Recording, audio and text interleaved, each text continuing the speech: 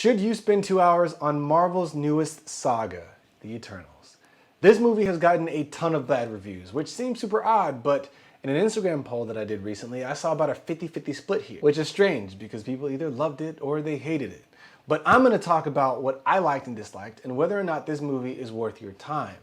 Now, there will be mild spoilers though, so viewers beware. So, Eternals. Marvel Studio opens up a new saga called Eternals, who are a race of immortal beings who lived on Earth and shaped its history and civilization. I really did not know what to expect before watching this movie, as I literally flipped a coin on watching either this or watching season 5 of Insecure. I know, don't judge me. I'm here now. Anyhow, thank you, Marvel, because this is a nice change from the superheroes we know and love, whose powers haven't changed, yet they just keep getting more and more movies. So it's about time we get introduced to a new world with a new story. First and foremost, the themes of this movie were fantastic. There's a lot at play here, right? You've got evolution, you've got human nature, you've got sentience, come on, bro, what's not to like? I think a lot of the critics who are bashing on this movie simply missed a lot of what's intended here, which I think speaks more to the types of moviegoers that love Marvel films. Anyhow, did anyone notice the first scene where Cersei gives the dagger to the tribe, the first landing, and the shot almost exactly replicates Michelangelo's painting in the Sistine Chapel, The Creation of Adam? We've seen this theme a few times, right? Westworld, almost anything where you give sentience or consciousness to AI. This, along with other foreshadowing in the first shots, told me everything I needed to know going into this movie. I think that the monsters that are in this movie are done very well. The CGI is ridiculously good, and I feel like it really transports you to the world and makes you feel a part of the action. Although, I think Kumail Nanjiani's character, Kingo, could have used a slight adjustment because it looks kind of awkward. Now, if you read the comics, you will know that shooting magic blasts from your fingers is holding true to the comics, and maybe this is coming from my background of playing World of Warcraft and other fantasy video games, but you're a whole wizard. Why on earth did the producers think it would be a good idea that he shoots magic blasts from his fingers like a gun? Doesn't translate to cinema very well, and it looks tacky, but that's just me. Another point, finally a Marvel saga with a solid cast.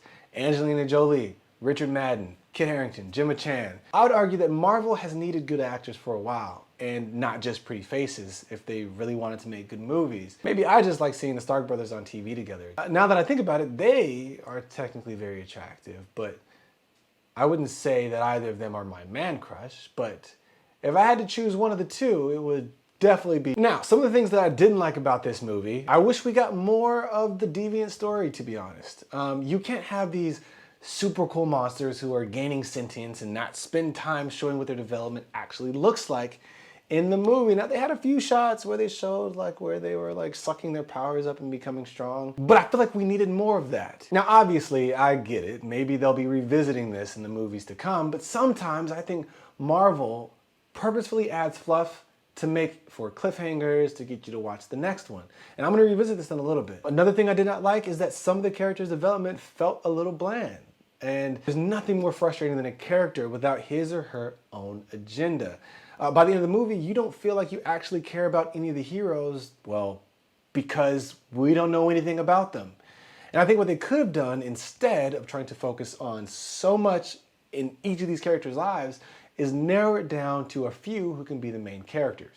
For instance, they spend a good 20 minutes introducing Kingo, just for him to disappear for most of the movie. How could we possibly follow this movie unless there is some consistency? In conclusion, I think that one of the most annoying things that Marvel does is make it so that their movies cannot stand alone. I can't drop in and just watch this movie and feel good about it without having to have seen either the one before it or having to see the next one. It's so frustrating because there are many other series that do this well. For instance, you can drop in and watch The Dark Knight or any movie in that series and feel like you watched a complete movie.